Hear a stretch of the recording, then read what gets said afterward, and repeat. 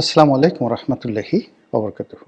সম্মানিত দর্শক, ডেনমার্কের হাতে চট্টগ্রাম বন্দর তুলে দেওয়া হচ্ছে, বা চট্টগ্রাম বন্দরের একটি টার্মিনাল যা নতুন করে নির্মিত হবে, এবং সেটি ডেনমার্কের একটি বিশ্ববিখ্যাত কোম্পানি নির্মাণ করবে এবং পরিচালনা করবে। এই সংক্রান্ত একটি খবর চাউর হয়েছে।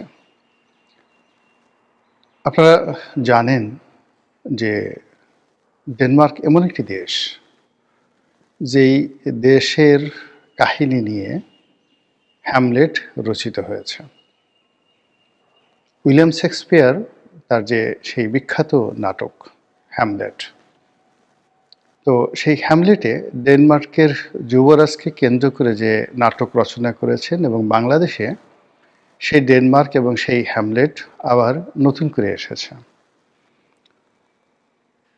এবং এই যে আমাদের দেশের সহায় সম্পত্তি, রাষ্ট্রীয় সম্পত্তি, এটি বিদেশিদেরকে লিজ দেওয়া, বিদেশিদের হাতে তুলে দেওয়া নিয়ে গত 14টি মাসে একটার পর একটা ঘটনা যেভাবে ঘটে চলেছে, এবং তার সঙ্গে এই ডেনমার্কের এই উপাখ্যানটি নতুন করে যেভাবে যুক্ত হলো, সেই বিষয়গুলো নিয়ে মূলত আলোচনা করব।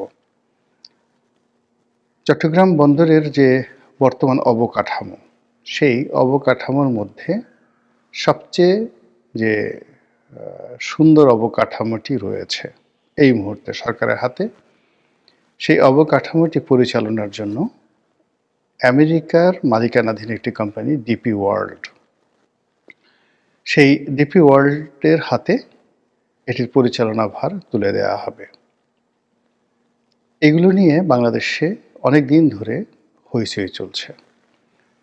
সরকার ডিপি ওয়ার্ল্ডের হাতে চট্টগ্রাম বন্দরের পরিচালনার ভার তুলে দেওয়ার ব্যাপারে এতটা বদ্ধপরিকর যে স্বয়ং ডক্টর মোহাম্মদ ইউনূস যখন চট্টগ্রাম গেলেন, তিনি অত্যন্ত দৃঢ় কণ্ঠে এই চট্টগ্রাম বন্দর ডিপি ওয়ার্ল্ডের হাতে তুলে দেওয়ার জন্য রীতিমতো ঘোষণা দিয়ে আসলেন।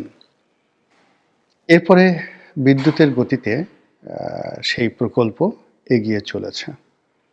ইতিমধ্যে ডিপি ওয়ার্ল্ডের হাতে চট্টগ্রাম বন্দর দেওয়ার প্রাথমিক শর্ত হিসেবে বন্দরটিকে যারা পরিচালনা করতেন তাদের হাত থেকে নিয়ে সেনাবাহিনীর, মানে সশস্ত্র বাহিনীর যে নৌবাহিনী রয়েছে আমাদের দেশে, তারা এটি পরিচালনা করছেন, যাতে করে রাতারাতি, মানে আগে যে সকল অপারেটররা চট্টগ্রাম বন্দরের বিভিন্ন টার্মিনাল অপারেট করতেন, তাদের হাত থেকে এটি চট্টগ্রাম বন্দরের পরিবর্তে নৌবাহিনীর হাতে এটি তুলে দেওয়া হয়েছে।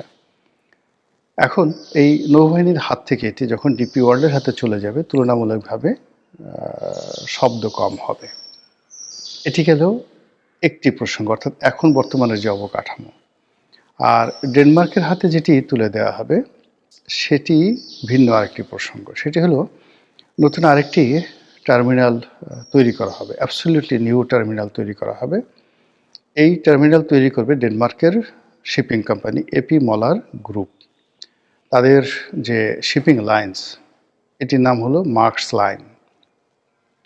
তো মার্কস লাইন, সেখানে তাদের কন্টেনার ভ্যাসেল, তারপরে তাদের যে কনভেনশনাল অন্য যে সকল ভ্যাসেল রয়েছে, যেমন বাল্ক ক্যারিয়ার রয়েছে, এলএনজি ক্যারিয়ার রয়েছে, আরও অনেক কিছু, কার ক্যারিয়ার রয়েছে। সারা পৃথিবীতে শিপিং বাণিজ্যের অলমোস্ট 60-70% তারা একা এই ডেনমার্কের এই জায়ান্ট কোম্পানিটি তারা হ্যান্ডেল করে। তো এপি মলার গ্রুপ একটি যাকে বলা হয় দেশের শিপিং ব্যবস্থার A to Z, তারা সেই বন্দর নির্মাণ, টার্মিনাল পরিচালনা করা, জাহাজ নির্মাণ, জাহাজ পরিচালনা করা, কন্টেনার নির্মাণ, কন্টেনার পরিচালনা করা থেকে শুরু করে সব কাজ A to Z তারা করে সারা দুনিয়াব্যাপী। তো শিপিং ব্যবসার রাঘব বোয়াল বলতে যা বোঝায়, এই কোম্পানিটি ঠিক তাই। এখন এই কোম্পানিটির হাতে বাংলাদেশের একটি যাকে বলা হয় প্রাইভেট টার্মিনাল নির্মাণ করার জন্য তাদের যে সুযোগ সুবিধা দেওয়া হলো, বা তাদেরকে অফার দেওয়া হলে এটা আমাদের জন্য কতটা লাভজনক বা কতটা ক্ষতির বিষয়, এটি এই মুহূর্তে বলা যাবে না। হয়তো এটা খুব ভালো হতে পারে, আবার হয়তো এটা আমাদের দেশের জন্য মহা সর্বনাশ ঘটাতে পারে। কিভাবে? উপকার হতে পারে এইভাবে যে আজ সিঙ্গাপুর পোর্ট বা দুবাই পোর্ট, তাদের যে অত্যাধুনিকতা, কাজের যে মান, এবং সেই কেবলমাত্র সিঙ্গাপুর পোর্ট এবং দুবাই পোর্টের উপর নির্ভর করেই একটি দেশ কীভাবে ডেভেলপ করতে পারে, তার উৎকৃষ্ট প্রমাণ সংযুক্ত আরব আমিরাত এবং সিঙ্গাপুর। তো সেই অর্থে আমাদের চট্টগ্রাম বন্দরকে ব্যবহার করে, সেটা ডিপি ওয়ার্ল্ড হোক কিংবা এপি মলারের এই নতুন যে প্রকল্প হোক, সেই প্রকল্পের মাধ্যমে আমরা একেবারে সফলতার স্বর্ণ শিখরে পৌঁছে যেতে পারি। আর এটি না হওয়ার সম্ভাবনা ৯৯%। ৯৯% প্রথম কারণ হলো যে সিঙ্গাপুর বা দুবাই এই পোর্টটি যারা পরিচালনা করছেন, ধরুন ডিপি ওয়ার্ল্ড বা এপি মলার, তাদের কাজের সফলতা ৯৯% নির্ভর করবে সেই দেশের আমলাতন্ত্র, সেই দেশের পোর্ট কাস্টমস কর্তৃপক্ষ এবং অন্যান্য আনুষঙ্গিক, যেমন রোড ট্রান্সপোর্ট, তারপর ওয়াটার ট্রান্সপোর্ট যে অথরিটি রয়েছে তারা, একই সঙ্গে যে সকল স্টেক হোল্ডার রয়েছে, অর্থাৎ লেবার বলেন, তারপরে পরিবহন সংস্থা বলেন, তাদের কর্মক্ষমতা এবং তাদের অভ্যাসের উপর। তো আমাদের দেশের বন্দরগুলোতে যা হয়, এখানে যে সকল সিন্ডিকেট কাজ করছে, ঘুষ দুর্নীতি কাজ করছে, পোর্ট এবং কাস্টমস যেখানে রীতিমতো যাকে বলা হয় একটা, যাকে বলে আজরাইলের সাথে একটা জঘন্য, আজরাইলকে জঘন্য বলবো না, ঠিক ওরকম হবে না, নির্মম নিষ্ঠুর বলা হবে না, আজরাইলের সঙ্গে তুলনা করা যাবে না। এখানে ধরুন পৃথিবীতে যত নিষ্ঠুরতম যাকে বলা হয় প্রাণী রয়েছে, সেই প্রাণী মানুষকে হত্যা করার জন্য যে ধরনের নিষ্ঠুরতা অবলম্বন করে, আমাদের দেশের কাস্টমস, আমাদের দেশের বন্দর কর্তৃপক্ষ এবং আমাদের দেশের বন্দরের যে আন্ডারওয়ার্ল্ড সিন্ডিকেট, চোরা কারবারি সিন্ডিকেট থেকে শুরু করে পরিবহন সিন্ডিকেট, তারা ঠিক সেম কাজটি করে থাকে। কথায় কথায় বন্দর বন্ধ, কথায় কথায় পরিবহন ধর্মঘট, কথায় কথায় কন্টেনার যাকে যেন ঠিকমতো না নামতে পারে, জাহাজ যেন ঠিকমতো ভিড়তে না পারে। এই কাজগুলো করার ফলে সারা পৃথিবীর মধ্যে যে সকল ব্যর্থ বন্দর রয়েছে, সেই ব্যর্থতার দিক থেকে শীর্ষস্থানীয় বন্দর হলো চট্টগ্রাম বন্দর। অথচ প্রাকৃতিক দিক থেকে এই বন্দরের সঙ্গে তুলনীয় উপযোগিতা, মানে কর্ণফুলী নদীর তীরে চট্টগ্রাম বন্দরের যে প্রাকৃতিক গুরুত্ব, এইটার সঙ্গে পৃথিবীর খুব কম বন্দরের এরকম তুলনা করা যেতে পারে। তো সেই বন্দরে ডিপি ওয়ার্ল্ড আসলো বা এপি মলার আসলো। প্রথমত তারা যে চুক্তিতে এসেছে, সেই চুক্তিতে আমাদের এখন বর্তমান যে ট্যারিফ রয়েছে, বর্তমান যে হার রয়েছে, সেই হারে যারা আমদানিকারক রপ্তানিকারক তাদের কতটা লাভ হবে, অর্থাৎ বর্তমান হারের চেয়ে যে শুল্ক আদায় করা হবে আগামীতে, সেটা কমবে কিনা। যতটুকু পর্যন্ত জানতে পেরেছি, কোনো অবস্থাতেই কমবে না, বরং অনেকাংশে বেড়ে যাবে। এবং সেই বাড়াটা নিয়ে যেন কোনো বিদ্রোহ না হয়, এজন্য অতি সম্প্রতি চট্টগ্রাম বন্দরের প্রায় সব মাশুল কয়েক গুণ বাড়িয়ে দেওয়া হয়েছে। এবং সেটি নিয়ে যখন আন্দোলন তুঙ্গে, সেই আন্দোলনের মুখে এই বর্তমান যেহেতু একটা নির্বাচনী একটা যাকে বলা হয় হ্যাফাজার্ড অবস্থা যাচ্ছে, তো এই ক্ষেত্রে এটা আরও সরকার কয়েকদিনের জন্য স্থগিত রেখেছে। এই গেল এক।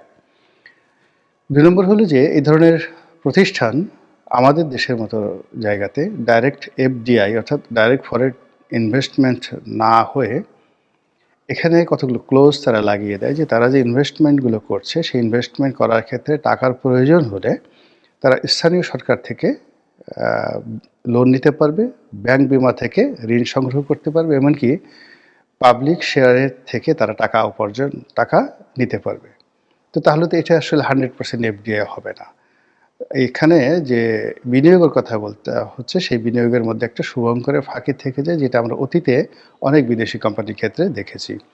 তো এই বিষয়টি আমরা জানি না। আর থার্ড, যেটি সবচেয়ে একেবারে আত্মহত্যার মতো, সেটি হলো এদের সমস্ত ইনভেস্টমেন্ট থেকে শুরু করে সব কিছুর মূলে আমাদের রাষ্ট্রের পক্ষ থেকে গ্যারান্টি লাগবে। তো তারা তাদের মতো করে ইনভেস্টমেন্ট করবে এবং আমরা সেটা হিসাব জানবো না। হয়তো ইনভেস্টমেন্ট করবে ১০০ টাকা, বলবে আমরা ১,০০০ টাকা ইনভেস্টমেন্ট করেছি। আর সেই ১,০০০ টাকা পান থেকে চুন খসলে সঙ্গে সঙ্গে তারা সেটা গ্যারান্টি ক্লোজ হিসেবে সরকারের টুটি চেপে ধরবে যে আমাদের এই টাকা ফেরত দাও, আদারওয়াইজ আমরা এখান থেকে চলে যাব, আর যদি তোমরা না দাও তাহলে আমরা আন্তর্জাতিক আদালতে মামলা করব।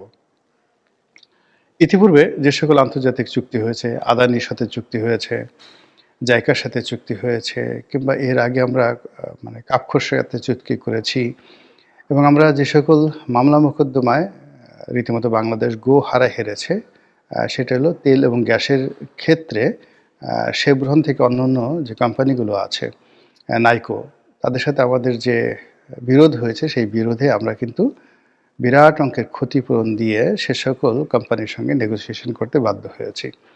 তো সেই ক্ষেত্রে এপি মলার বা ডিপি ওয়ার্ল্ডের সাথে আমাদের যে এই মুহূর্তে যে লেনাদেনা, তার একটা মানে অন্যতম ক্লোজ থাকবে গ্যারান্টি ক্লোজ।